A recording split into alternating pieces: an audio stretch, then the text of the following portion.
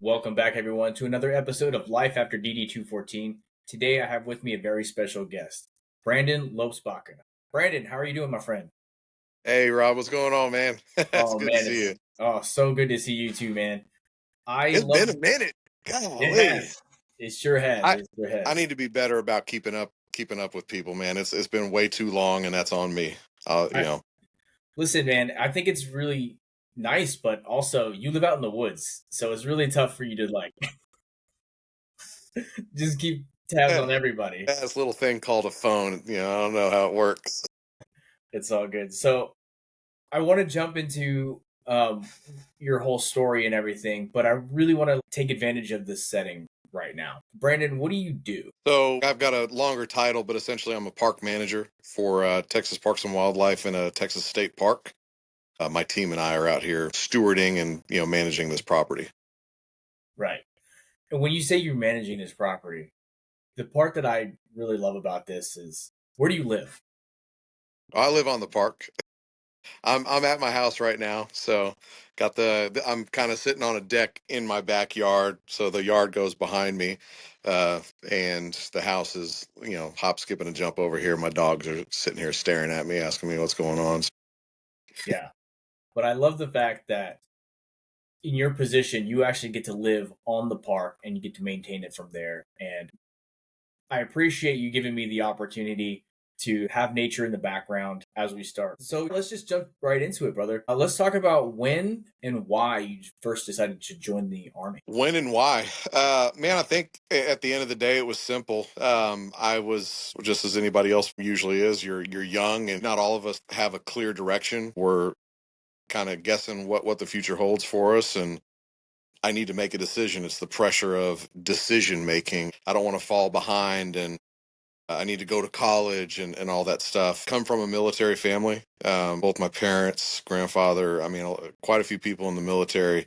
And so I grew up Army is what my parents were, and those values and so I kind of had already known that that's always going to be an option. And my buddy at that time told me, he was like, "Hey, I got into UT Arlington, and if you get into their ROTC program, you get a free dorm." And I was like, "Sold." I was like, "I need to make a decision, so let me go ahead and just like go." So I got into ROTC and got my free dorm, and we bunked up. And I remember my dad, even before I had that conversation with him, he was like, "If you're going to go into the military, you're going to be an officer." Yes, sir. So, so yeah, that's ultimately how the decision was made. Honestly, I think that's one of the big deciding factors, especially when you're some 18-year-old kid, being faced with, okay, high school's over. What do I do with the rest of my life? Hmm. Um, and I think that was also partly how I came across my decisions, right? Was this school is going to offer me X of this and X of that. Like for you, is a free dorm. Might as well. Yeah, Um, because room and board is not exactly cheap. yeah. No, it's not, man. But even at the younger age, if you've got good people in your corner, you can even understand, like, hey, I may not know what I want to do with my life right now, but if I do this somewhat decently right, I can get out with a resume that will really help me kind of make strides as I continue that journey, seeking out what it is I want to do. So if you do it right, it should be able to only help you. So I kind of went in with that mentality as well. Smart. And so you did ROTC all 4 years. Okay, all 4 years. Commissioned into the Ordnance Corps, if I remember. Transpo. Transportation Corps. I knew that. Yeah. Multifunctional logistician. You know how it goes. I do. Yeah, I remember. I remember. So, and then after all the TDY trade off time, then you got to your one and only duty station. Yeah. Yep. Fort Drum, New York, 10th Mountain, up there with you. Yeah. Yep. Sure enough. Oh yeah. Talk to me about your time up there because you were there before I got there. Yeah, I got there a little bit before because you come in, you came in after we had deployed 10, 11, or Yes. Yeah, okay. Yeah, because I got there, got to my first unit, and I was attached to an FSC with 3-6 Field Artillery. Okay, And then we deployed within the following year to 1011. That's how everything started. At least got there and hit the ground running. Field training exercises. Got to play with some really cool guns and stuff. Working with 3-6, learned a lot about munitions, and just started working with my platoon sergeant and soldiers, and going from there, trying to become a good leader and hopefully be a good person. that's fair. And so your time in at Drum, what's one of the things that your leadership style and leadership training that you brought with you to where you are now? Man, Rob, I've got some choice things that I could say about my time in the military. And, I know that I'm not alone. And I understand that my experiences are not everybody else's experiences. But I think the best thing that I got out of it was the experiences itself, seeing what was good, what wasn't good, learning from my own challenges, and things that I, had to get myself up to speed with, learning from others and their decision making process. But that ultimately would help me be as more successful as I transitioned out into where I'm at right now, learning and continuously understanding that there's always value somewhere. You need to find it and make sure that you don't forget about it. The friendships that I made up there. Oh my goodness! I mean, there's quite a few people, quite a few friends that I made in the military that once I moved to Texas, a lot of them stayed in, or I just dropped off the face of the world. And you kind of lose some of those, but my best friend that I had over there, Jean-Claude Johnson, I actually just hung out with him a couple weeks ago, but he's up in New York as well. um, but some good memories traveling around, just the camaraderie. That's something that is sorely missed every single day. There's definitely things about the military that, as you probably understand, it makes it challenging to get out. Hmm. Yeah, Think, like, man, I'm not, that's probably not going to happen anymore, or I'm not, I was used to that, or I like that. But yeah, there were valid reasons. With all the pros, it was like, no, my time is done here. So that's fair. And what was kind of like the ultimate decision for you to want to leave? leadership. Okay, that's Yeah. fair. Yeah. No, I had a plan to be a lifer, to retire from the army, and yeah, I understand that one duty station. Hey, it was 4 years of my life, but that's no small chunk of change when you think about it, especially the things that you go through there. Who knows? Maybe if I stuck it out, I could have went on to another unit somewhere else and started off fresh, and that would have been great. But unfortunately, the leaders that were responsible for me, other than the very last company commander that I had during my last year when I went through the separation process, he was outstanding, Robin. Man, I'm sure he's 1,000 times better if he's still in. Man, Norman, that guy was awesome. I don't know if you remember Norman with Bravo Company. Uh, and this is not a jab at him at all, but I think he was an inter service transfer, and he was kind of still learning the whole like army, like the show of the command like presence and all that stuff. And the whole jazzercise for PT. And so, but he truly cared, and Yeah. that was something that like he really cared and was just a good person. And man, the other company commanders that I was with while I was there, I'll just I don't want to speak ill of people, but during that time frame was not okay. The way that Gotcha. they handled themselves in front of me, in front of other officers and enlisted, senior enlisted or whatever, and the way that they conducted themselves was not appropriate of a leader, in my opinion. So Uh, Okay. there were some things that I went through that nobody should have to go through to have to defend themselves, and ultimately something happened where I had to go through a process of defending myself, and at that point, this was right on the very edge of when we were deployed. Some wrongful things were done, and then Got back and I was given an N on the OER for tactical, even though been through all sorts of whatnot. And and then the OER was submitted late. I was promoted to captain, and then then I had to take my captain bars off and go back to being a first lieutenant in front of everybody, just to turn around 3 months later to hear from I guess HR. Hey, uh, now Captain Baca, you were completely right. You were 100% not in the wrong.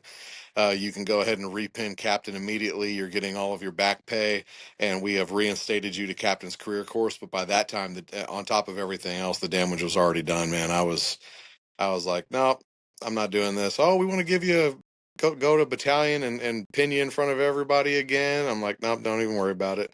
I think were you there? I think the last battalion commander like repinned me in front of the battalion, or at least a lot of them, and was talking about this is what you get when you persevere and keep your ground, and like congratulations to Captain Bach. I'm just like, we shouldn't have had to go through this in the first place. Yeah, I don't know. I don't particularly remember you as a first lieutenant. I think I may have just met you, Okay. maybe as a captain. So I don't Yeah. remember. Yeah, Rob, man, at the end of the day, it definitely my time's up. I'm out. Like, I wouldn't wish this upon anybody. And the process for everything to go through after all that happened was they were like, "Oh yeah, you'll hear back in like a year or something by the time the board convenes and goes over your rebuttal and all that stuff." And then like maybe 6 months later, they sent me back and they were like, "Nope, Captain Baca, you're good. Yeah, This yeah, is this is insane." So yeah. I mean, to be honest, man, not everybody's experience in the military is the same, right? Not yeah. everybody has a wonderful experience, And I'm sorry that you had to go through that. Yeah, So man. No, there's at the end of the day, all things happen for a reason. At least I never just backed down and said it is what it is, and kept my integrity throughout the entirety of it, and stood up for myself. And in my opinion, yeah, we've got leadership that we have to report to, but at the end of the day, I was always able to look my soldiers in the eye, and they had my back 100%. So that's another big thing that I remember is the relationships that I had with my soldiers as well. That was a really cool experience. yeah, absolutely. And so now you've made your mind up. You're not staying. So what was that process like for you? Because I know for me, mine was a little bit wonky. Mine was, hey, we have too many people in the military. It's time to let you go. Whereas you are a voluntary, like I'm getting out, all that stuff. So what was that like process for you? Man, you guys got. I don't agree with all that stuff. I think the military in general has lost out on a lot of really great people because of whatever it is that they want to modify at certain times. But I think mine was, in the end, from what I can remember, was actually not bad. I think at that point it was the IDES process, was the medical side of it. I had Mhm. appointments that were set up for the year, that year of transition, which included ACAP, I think it was, all the transitional stuff. I went to my medical screenings and appointments and talked with the medical transition people and did my evals and all that stuff. And then I went to ACAP processing stuff where we went over resumes, and that's actually how I got my job immediately out of the military. Was I went to one of the job fairs and they were looking for junior company officers, getting out, and oil and gas company, which that's a funny story, or that's an interesting one. And they were like, "Hey, we like you. We like you. Whenever you get out, we're gonna send you an email, and we want to interview you." And boom, right out the gate, I was Dallas, Fort Worth, had a job. In the end, mine was pretty fluid, probably compared to yours. Probably. Well, I mean, I was Hmm. constantly working. It was like, hey, go do your ACAP meetings, and then once you're done, do these presentations, all that stuff. Right? It was still a lot of like me having to do extra, not extra, but having to do work. Um, Yeah, yeah, the whole managing of the schedule, and there's one thing that I laugh about now, even though it's very frustrating, which is like sleep apnea. I had a sleep apnea test, mhm. like an appointment to go to, and then I was in the field and just did not go to my appointment whatsoever, and here we are, and they're just like, nope. so, so either way, the VA squares me away, no matter what. So at Well, the there end you of the go. day, at the end of the day, I'm taken care of, but it's just not a service connected deal. Gotcha. But That's at the end of the understandable. day, at the end of the day, they took care of me though. So That's good. That's good. So what do you remember from ACAT? uh, I can't remember a lot of the positions of people and all like any of that type of stuff, but I remember being like, hey, I'm done in a year. And just start getting your affairs in order. Start, that was my time to start going. What do I want to do? Yeah. And what do you know? 5 years later, I still have no daggum clue what it is that I want to do. I have a degree that I don't use, kind of because communications degree. So I went to that job fair, and then oil and gas were waving dollar signs in front of my face, and operational management and everything. I'm like, well, I'm okay. Operational management. That's something that we should be somewhat skilled in, I would hope. And the interviews went well, and they said, yeah, we like you. We'll go ahead and get you on board. So even before I got out, I knew I had a job. And it's just like I told my soldiers is, man, you gotta start doing those. Like you have to really take that stuff seriously. Don't just be like, I'm in my last year. Let's party and have a good time and say goodbye to each other. And then you're literally moving out of your apartment and you don't have a job, hey mom, dad, type of Yeah. scenario or something, and you basically have to start from scratch right then and there, and that's not a position you want to put yourself in. You've got a resume, you've got skills that you've acquired, so I just tried to do my best to take advantage of anything that I can get my hands on, which at that point was the job fair, and it just so happened that I was lucky that it worked out for me where they said we like you, and Yeah. I had a job going out. Yeah, and I think a blessing at that point was you were also single to the point where you probably thought to yourself, "Hey, I'll just go anywhere." Um, because I went to probably the exact same job fair that you did when I was getting out at Fort Drum. But for me, I didn't get so lucky because the only thing that they were offering was in and around the Fort Drum area. uh, And I was married and had I was married at the time, and we were dead set on not staying uh, around Fort Drum. Something about 6 feet of snow before 5 a.m. kind of yeah, like hurt the heart. Um, yeah. Yeah, and by the way, the base is still open. You better yeah, get your and butt by to the work. way, yeah, the reason why I say 5 a.m. is because you had to wake up by that time in order to shovel Yeah, your driveway so that you could get to work. yeah, So you could get to PT, excuse me, not just to work. Like you had to go yeah, just a do PT. PT. Yeah, So, yeah, it was not a. Those were the times we were like, Texas sounds really good right now.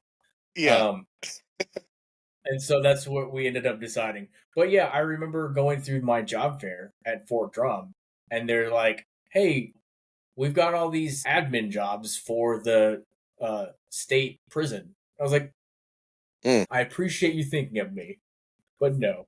And there was a lot of other, just local to the area, and so I bring that up because I was required to go to an on-site job fair to get credit for my ACAP classes. But I'm glad that you found an oil and gas company, and they were like, "Hey, we're going to send you to Texas." Was that where you wanted to go back to? Was that your plan? Simply, yes. The plan was Texas because I'm familiar with Texas. I'm from Texas. Even though my family lived all around because both of them were in the army as well. But Texas was comfortable. It's a known place. They gave me actually a couple options, and they were like, "Yeah, we've got some plants up in like Minnesota, and down in Texas," and I was just like, "That's the one right there." Like, man, do I want to be cold again? Yeah, yeah. I love winter in its own right, and especially I'm a Christmas guy and everything. But so at a certain point when you can only see 30, not even 30 inches out of your windshield, and you're like going 4 miles an hour on the road, and then all like the wind or it freeze up for a split second, and then all of you realize that you're in the left lane, right? So I was like, yeah, no, let me. And plus, I'm single, like you said, so it's like, hey, let me go back, especially since my parents were there, and it's just it's comfortable. That's what it was. Known. That makes sense. And yeah, you did mention like your parents are there, so you still kind of had a network to work with to help plug you back into the system. You know, even to a certain degree, uh, getting a apartment or a home situation taken care Hmm. of, while you were working there. So yeah, Oh yeah. I agree completely. So I'm glad that you were able to come back into a place that's very comfortable. What was like some of your biggest fears about getting out of the army? Well, the biggest fear for me uh, was not having a job. So that thankfully that got squared away rather quickly. Initially, it was just the benefits, the post 9/11 GI Bill and all that stuff. Which, man, I feel ashamed of this, but to this day, did not use any of that stuff. Oh So man, I've never used any of my benefits. Um, but I'm also in a job now, at least, where I would love to retire from this job, and it doesn't require a master's degree. Like, you can be the state parks director and not have a master's degree. But it was the fear of what's next. Um, with everything running through your mind, like, man, I'm 28 years old or whatever it is, 27 years old. I'm single, I'm getting out of something that I've been accustomed to for the last year. I'm excited, I'm afraid, but thankfully I have a job. Like, that's awesome. But, I got to go back to, it's, I got to plan my finances a little bit better and really try to get myself situated. For me, it was like, hey, it wasn't like, what's the next job? It's what's the next career? Because yeah, I'm leaving something that I wanted to do, the 20-year retirement, and now I got to start over. That's what scared me, and I had to start over two other times. When I think about it afterwards, because none of that stuff worked out for me, so it took me two other try agains before I got here. So yeah, so that absolutely. it's yeah, it's the starting over. And I love my parents. They're very supportive. They always have my back through thick and thin, and we're very helpful throughout this process. But doing it, when I say alone, by myself, like, I know that I've got family to lean on, and friends that I could lean on as well. But I'm stubborn, and when I think about this, I'm like, but this is me though. Like, this is my life, and this is my career, and I'm having to start over and over. And when is this going to stop? And that the first time when I got the oil and gas job, that ended up not working out well at all. Um and some of it was on me. Make a decision based upon on money. Oh, that's great. Like, that's a job, getting out of the military. But you don't really think certain times, especially when you're a little bit younger, about, like, man, what am I getting myself into? Like, is that truly a career move, or is it just a something to get me out type of scenario? I don't know. No, absolutely. I completely understand. And I do want to talk about those redos essentially because and I've mentioned this many times. I had 5 jobs in 5 years because I couldn't fit into the thing that they wanted me to fit into. Um, Hmm. and so I'm finally in a position now where I actually enjoy my position, and this is definitely the career path that I finally am happy with. To where, just like you now, you can see the end, you can see the retirement, the thing that you've always wanted, right? Hmm. And you can see that from where you're sitting now. But as you were mentioning in your oil and gas position, like maybe you didn't see that then. You couldn't see yourself retiring there. Yeah, operational management is operational management, but what, who, and what are you managing is what I didn't think about. Said operational manager, man, I got that. That's that's in the bag, and I'll be making great money. So not that the job wasn't a good job, and it's very doable. And if my mind was right, that was a great situation to be in. But it ended up not being for me, and I found out very quickly. Yeah. So what was it that wasn't for you? Just the You way the know, leadership was, um or what was the man, factors? man, I'll tell you what, I man, I've got to call myself out on this one, Rob, man. I was asked to leave. That was a scenario where that was my fresh out of the military. Uh, when I look back on things since I got to this park with TPWD, I've noticed some things that I've needed to work on that I've just compartmentalized, and I've just kind of put on the back burner and been like, stuff it below. It's not doing anything for you. And some of that was service connected stuff, and some of it was, to be honest with myself, maturity. you know uh Going from college and having some little server jobs and stuff like that to being a leader, it taught me a lot of great skills and a lot of great life lessons and everything. But I was still young when I think about it. The military was still my first Job. job. That was my first go at it. So here I am, out in Texas making great money.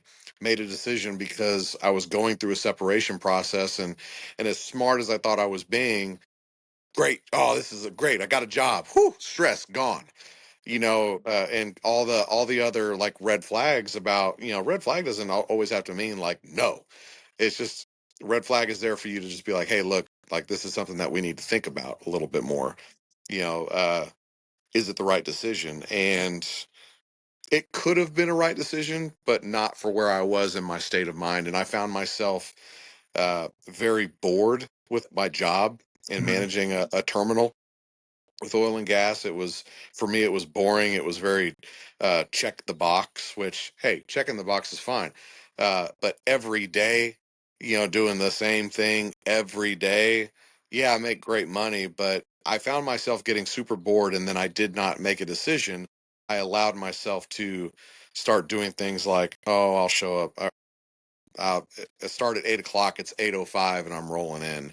Like little things like that. That now, if something like that was happening, I'm more mature and I'll be able to see that and be like, hey, this isn't good, Brandon. You need to stop that. Or we need to figure something out to get you back in the game, because that's leading you down a path that doesn't lead to a good solution. So just being able to identify things about myself and understand what it is that I would like to get myself into to actually have a valid, like an actual career. You know, Gotcha. even simple things like schedule. Mhm. Like after that, I took some time. I went and lived with my parents for, I can't remember. They'll probably correct me if they see this. I think I lived with them for, like, uh, 3 or a few months or something. I can't remember what it was, but started working at Home Depot, got hired on immediately as a front end supervisor. Got promoted to like flooring and blinds, and then I went down to Georgetown and was a garden supervisor down in Georgetown at that store, which was giant. It was Mhm. great, but s- at that point, the whole 12, 13 hour days, not having 2 days off in a row, like oh Tuesday and then Friday, or not, or never a Friday, but you know what I mean, Yeah. like inconsistent scheduling. Like, hey, I would love something that has a little bit more consistency. Home Depot is a great company, though. I mean, don't get me wrong; they've got some great benefits, and especially when you make it up into kind of some higher level management, like a store manager. My dad's a store manager, and man, my dad is the hardest worker that I've ever known in my entire life, and he makes a great living, Mhm. but he works his butt off, and I wish at some point, a few years to come, to be at a point where he's comfortable with retiring. I am really looking forward to the day that he has the ability to settle down a little bit and not always be 110% go. And I appreciate having a little bit more consistency and something that is a little bit more known. And I already have a horrible personal life as it is. So if I would have kept it that, who knows? Oh man. So okay, so let's jump back just a sec. You did mention that you worked at Home Depot after the oil and gas position. And did would you attribute that to your dad being able to help you get land back on your feet after that, after the oil and gas position, or did you get to Home Depot on other merits? You know what? I don't want to be naive here because my dad was a assistant manager in that region. I think is or that area, and my dad is like, oh, they know his name type of thing. So the store that I went to work for, um, I did it on my own accord, like I wasn't using my dad's name.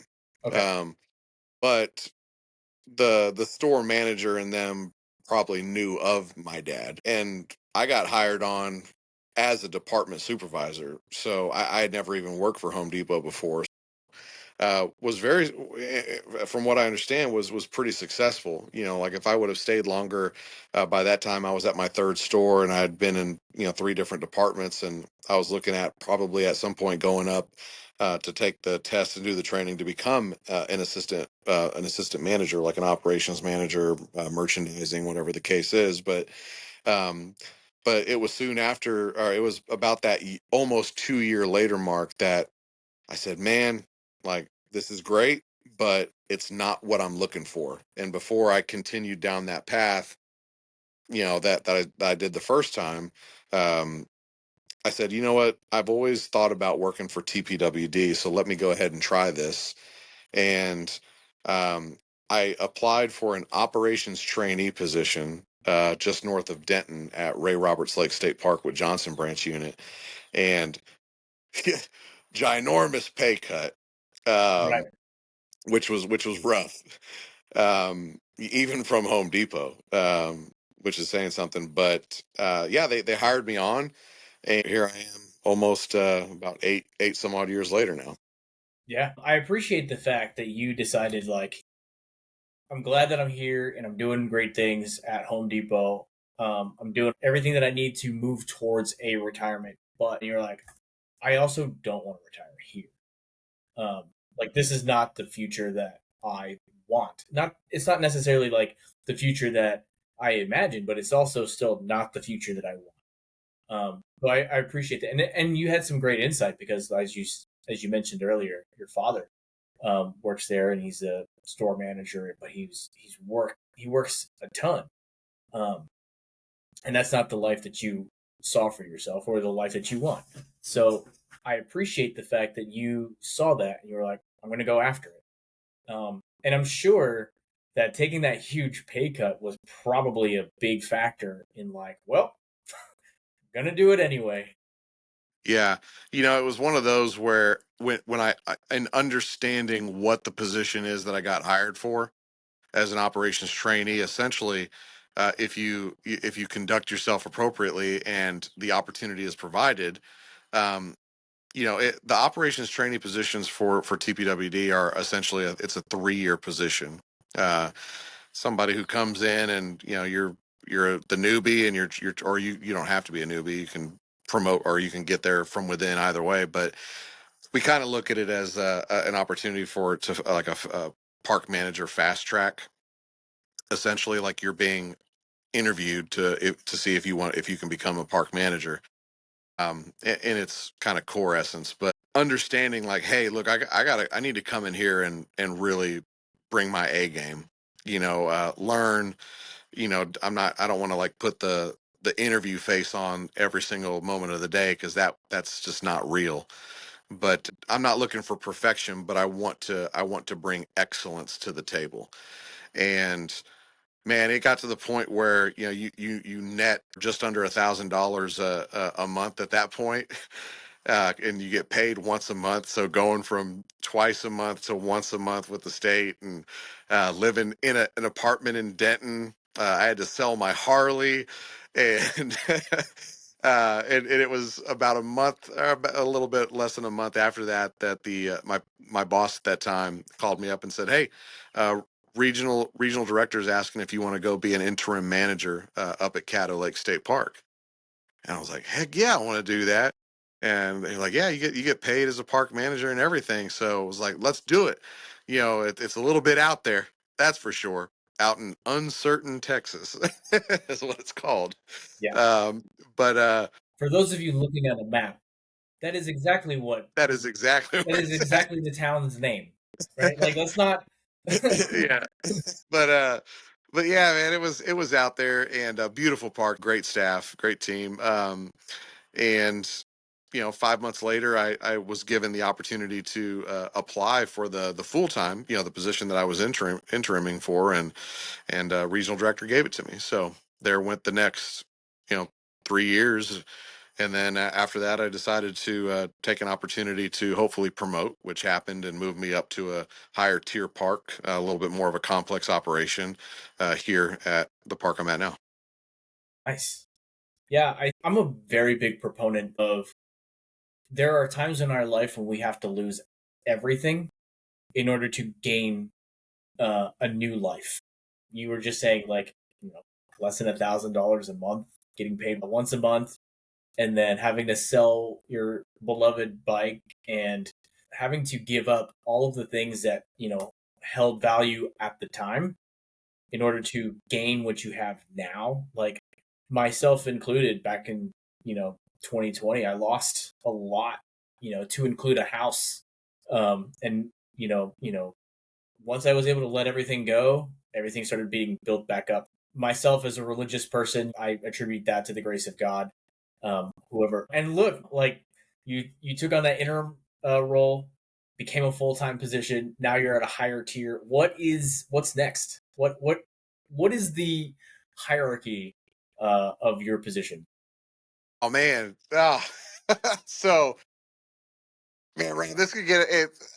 Let me try and keep this as simple as I possibly can. So, park, there are. If I, I'm gonna feel bad if somebody from Parks is watching this and I'm wrong, but they'll, I think they'll that correct you in there's, the comments and then yeah, call I you. think if I remember correctly, it's either six. There's six different tiers of parks, or it's like a tier four and then like a tier 5B and 5A.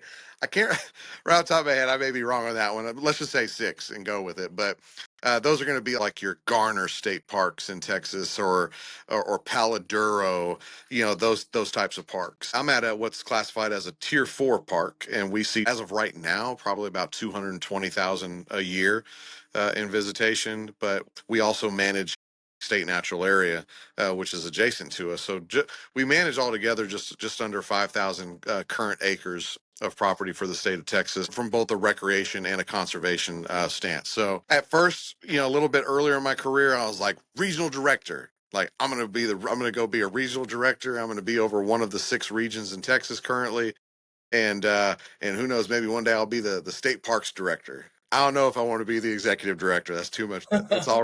It's already way too political for me as it is. But I at the end of the day, now, man, just being honest with you, and dude, we're talking about like retirement, has come up. And who would have ever thought that that would have been a really big deciding factor on the decisions that I'm making in life? 15, 20 years ago, it was just like, oh yeah, no, that's cool. How much money does it make, and or whatever the case is. But now, man, when I see what the regional directors do or what the state parks director does, it has nothing to do with my ability to do it. Absolutely can do the job. um, if I was provided that opportunity, if I decided to go for it well down my career. But I'm also started to have thoughts in my head about, man, look, I'm just under 10 years to where I'm vested, and the whole rule of 80 with the state of Texas with our retirement plan, in the group that I'm at. Still got about 6, 16, 17 years until I can even think about it. Um, but at the end of the day, I've also got other thoughts where I'm like, man, maybe not even worry about that and the stresses that come along with those jobs. If I'm 50 years old, like I'm 40 now, maybe I just think about taking over a park out down on the coast. Not to say that like each park comes with its own with its own complexities and challenges, but maybe go to a lower tier park, smaller visitation, something on the coast where I can get buy a boat again and go out and do a little fishing or whatever and relax. And who knows, man? Like, by the grace of God, maybe I can find a woman and have a family or something, and that might change everything. I'm sure Yeah. it would. So who knows? There's still a lot of unknowns, and some decisions that things like depending upon what happens in life, that it could go in any direction.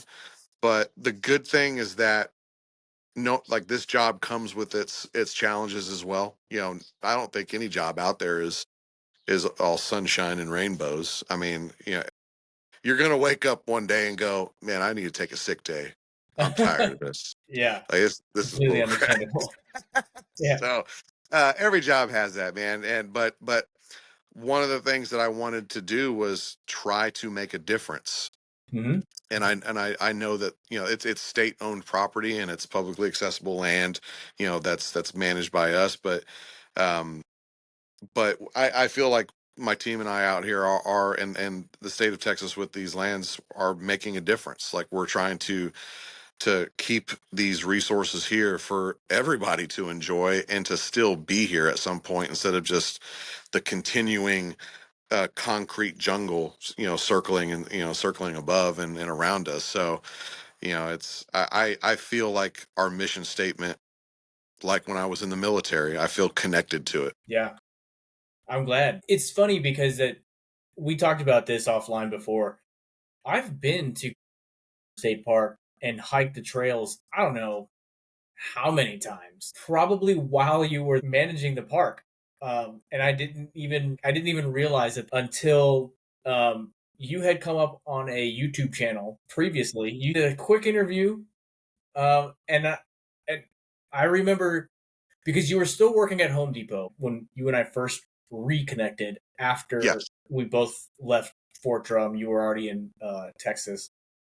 I think you were working at the Georgetown location. I looked at it on my phone as we were connecting this time, and I jumped back, and you had just said, "Hey, I'm working at Home Depot, and I'm hoping to get into this Texas Park and Wildlife position." Right, so that was definitely your operations trainee role, and so that was probably the last time that you and I had spoken to each other. And then all of a sudden, I guess it was on my Instagram or something or Facebook or something. There's Brandon, um, all decked out, and they're like, "Hey, this is the park manager." I was like, "No freaking way!" And it was, and again, friends of mine and I have been on those trails. I can't tell you how many times. Like, I don't even think I need a map anymore because I've been out there so often. But yeah, it was just so funny to me that we had literally been on the same land and not known it, not realized it. that's crazy, man. Rob, where are you at now? Where do So you live now? I am, as of right now, I'm South Austin. Um, in a couple of months, I'm moving to North Austin. Dude, we're way too close. We gotta link up after this. We gotta Yeah, link up. absolutely. I'm gonna bother you at your property on your house. Yeah. um, yeah, so that's awesome. Oh man, I gotta think now. Okay, so we talked about. Sorry, I got distracted. Freaking ADHD, man. Um, okay, so we talked about this, and you said something to the effect of like the VA still takes care of you. So do you have your VA disability and your rating and all that stuff, and how did that process go for you? Yeah, yes, I do. So, man, I rarely went to sick call. You know how that goes. A lot of us understand how that goes, especially as an officer. But um, a lot of things, there were quite a bit of things that I missed out on. Um, case in point, like going to a field training exercise and not going to my sleep apnea. But by the way, it's yeah, when I got out specifically because of which a lot of us have, all no matter what, is my back. Um, but back, shoulders, at that point, it was kind of some lower of the mental aspect of things. But they put me out with 50%, Okay. and um, I never really did anything. I did have to have surgery on my shoulder after I got out, and that was through the VA as well. So I've had surgeries on both my shoulders, which are connected, um, but definitely a long time. Never. It wasn't until I got with the VFW here, which is crazy because man, I love those the ladies and gentlemen of our VFW and everything, and the mission is great, and they volunteer all around the community, and also here at the park, so that's cool as well. But it wasn't until I got in here and they were just like they were looking at my stuff and talking to me about it, and they were just like, "When's the last time you got reevaluated?" I'm like Veterans Day 2012. That was my ETS date. So it's like never. I've never thought about it. I've never been inclined to do so. I don't feel comfortable with that. A lot of us probably think about it like, oh, I've got all my limbs and like I'm good, and there's others out there that deserve a lot more. But I've come to terms a little bit more that look, you know, just because you're in a different of a scenario or a little bit more fortunate doesn't mean that you don't deserve to have things be taken care of that were caused by while in the military. So they really etched some stuff into me and helped me out, and definitely got me a little bit higher. So there I've got some folks hounding my neck right now to try and get that last 10%, and I haven't gotten myself to do that. But things like they're like, oh, you coach submit this, and secondary to this, and you should get that sleep apnea and all that stuff. And you know look, at the end of the day, if we're being honest with ourselves, the money's great, money's nice, but the VA they gave me all of my sleep apnea machine stuff, and give me the supplies since I'm covered medically and all that stuff. So there's nothing for me to complain about when it comes to that. They're doing right by me and taking care of me in that sense, and giving me what I need to be a little bit safer when I sleep. So Yeah, um yeah, there's definitely some other stuff that got increased over time, some things that finally kind of came to surface. um Without getting into a long spiel about that, man, it surprised me out the gate. I was having when I came here almost 4 years ago, and I had to do all my appointments and stuff again. Man, I sat down with this was a psychologist, or as a part of the onboarding or whatever it is process, and I can't even remember what she asked me, but she asked me a question, and man, I started answering it, and man, I started getting tears rolling down my face, like my hands started shaking, and I was like, my heartbeat was racing, and like out of nowhere, I'm just like crying, and I don't know what the heck is going on. And she was like, "Yeah, let's get you kind of started up in this," and went on that path. So, but yeah, long story short, yes, they've got that, and I'm you know in that process. Actually, I just got done with a doctor appointment today over at the New Braunfels Clinic. I remember you were saying that I used to live in New Braunfels. Like, yeah, I was just there today. By the way, I'm still trying to make sure that I do my appointments and everything and keep up with that. Gotten a little bit smarter about it. So that's good. I'm That's just trying good. to take care of myself. That's the biggest deal, is just trying to take care of myself. Yeah, absolutely. Brandon, what do you think is next for you? Like you've lived this life, right? I feel like we're 40 now, or at least close to it, and you feel like, at least for me, and I can only assume for you as well, that you feel like before you were 30 years old, you've lived already what, three different lives, and now when Hmm. you're 40, you probably feel like you've almost lived five different lives. Um, but now you're in a good place. What do you think is next for you? I think the next step for me is trying to. I would love to find someone, but I'm not going to fall into the cliche. Oh, it's hard to do in dating world these days and all that stuff. But man, it's tough, especially with just kind of how I am and how comfortable I am with being, by myself, even though it's lonely. Not to get into a sad story and all that stuff, but I would love to find someone. But part of that is me trying to put some sort of concentrated effort on having a better work-life balance. I've done things and I've started over just like you have, just like a lot of others have.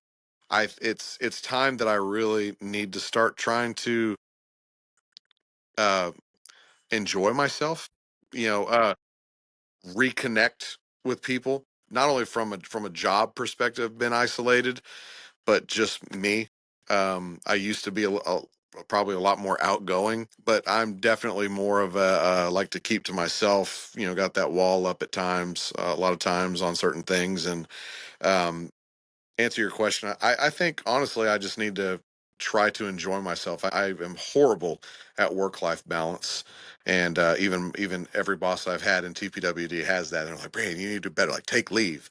Yeah. So, Take leave. I live on. I like, live at yeah, work. yeah, I take my dogs out on the trails and everything. So, uh, but yeah, I want to be able to try to reconnect with friends and do a little bit better about working on the soul side of me. And I'm at a good point where I've got a career. I'm successful, doing well, hopefully, and can continue that. And I think I need to focus on the me part of it, the other side of it. Understandable. So Um, until something happens that I need to make a decision that directs the professional side or an important decision in my life, I'm here with the dogs. I'm reconnecting with friends and maybe go travel. Maybe try and take a week or two here and there more and go do something that I can kind of escape from and enjoy myself. yeah, that sounds like a good plan, and I wish you good luck on that. Two final questions, and we're gonna wrap up. Yeah, All right. I'll try and keep my answers short. I know I can be a little long winded, man. Oh no, not even a worry. Now that you're out and you got the gift of hindsight, what's one piece of advice that you want to give someone who's getting out of the military or thinking about getting out of the military right now? Oh man, oh that's tough because everybody's different, and but start early.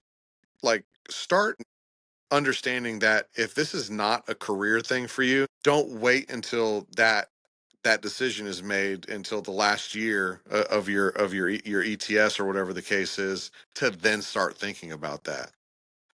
I think more often than not, people are trying to wait until that time comes to start thinking about what the next steps are.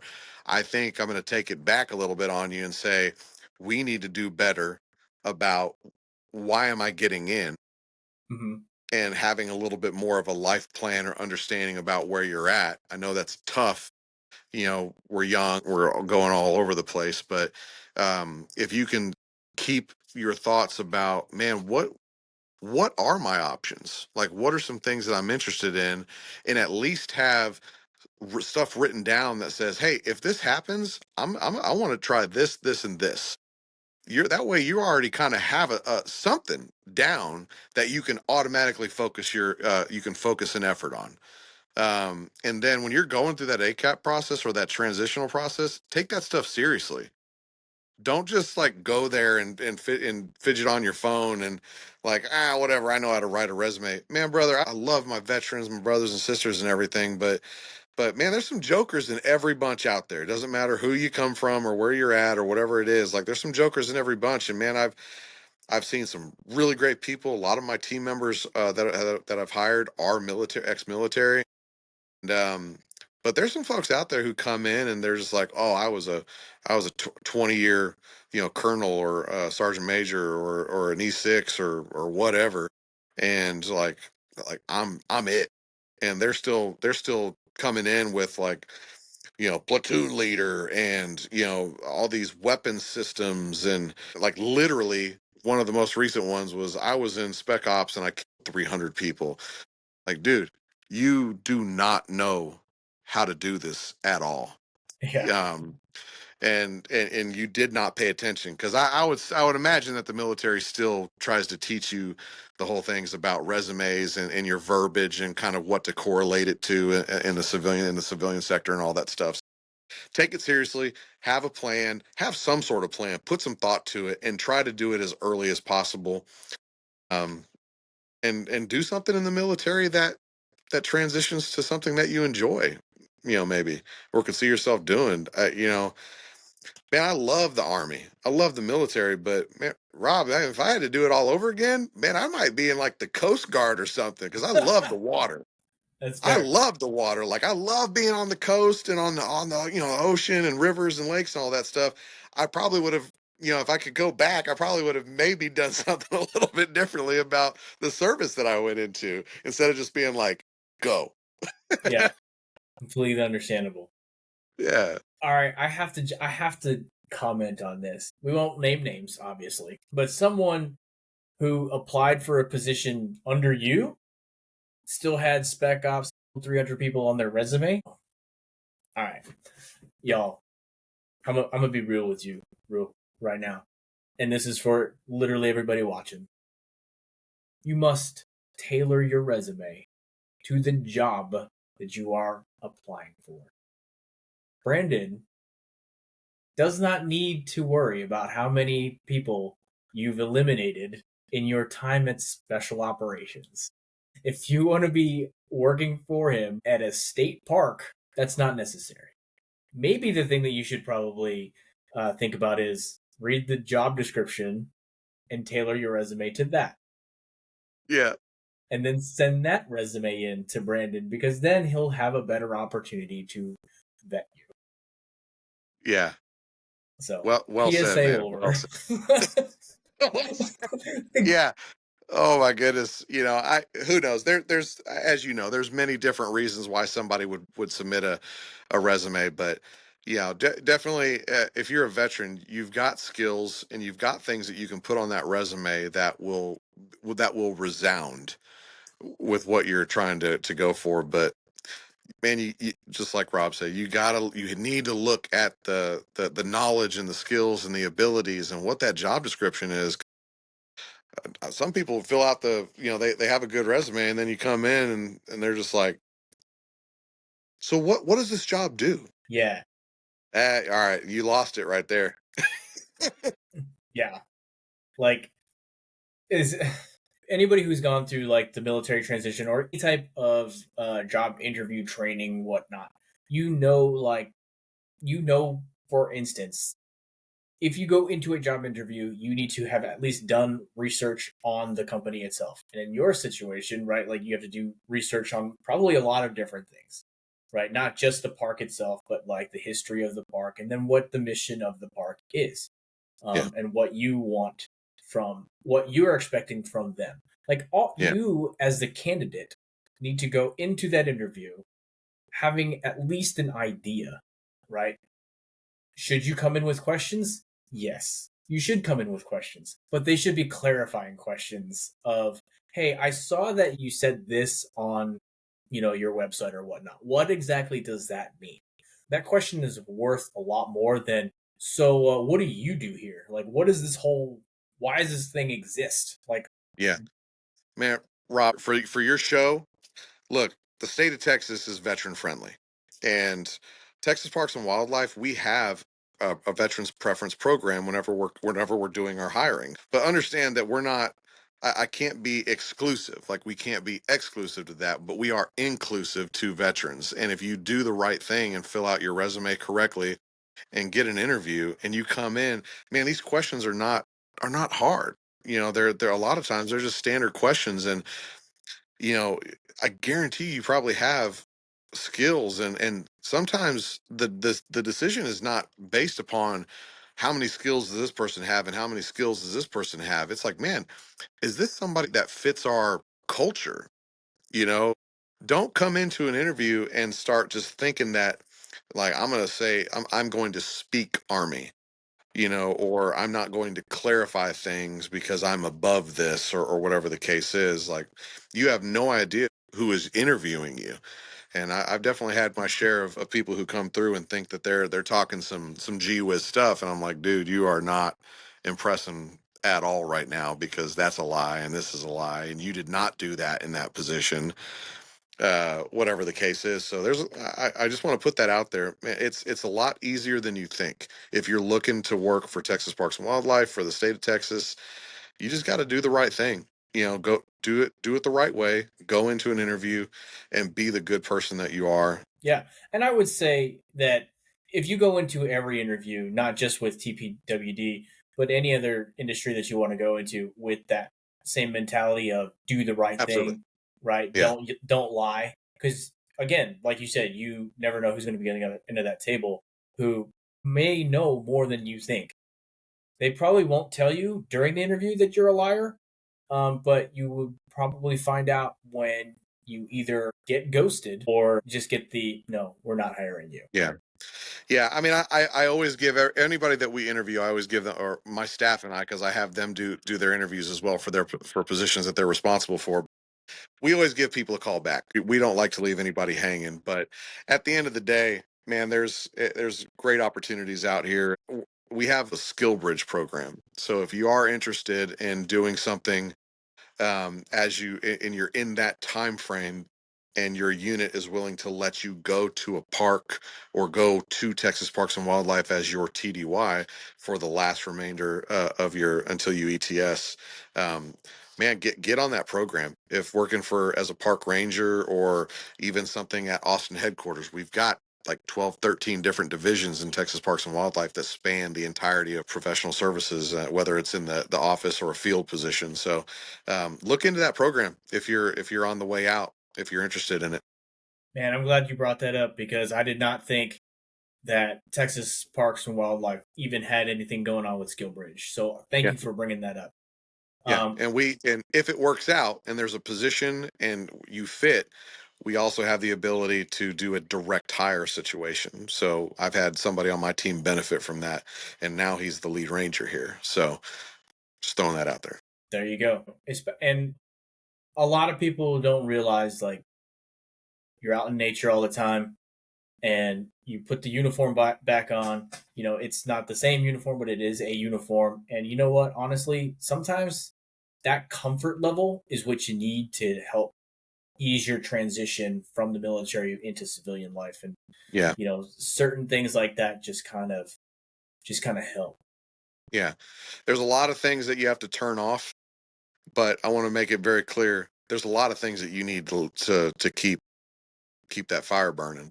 You know, the army, if it's the right thing, will teach you some really good lessons in life, and really build some character for you. So you know, you gotta find what's necessary and what works for you.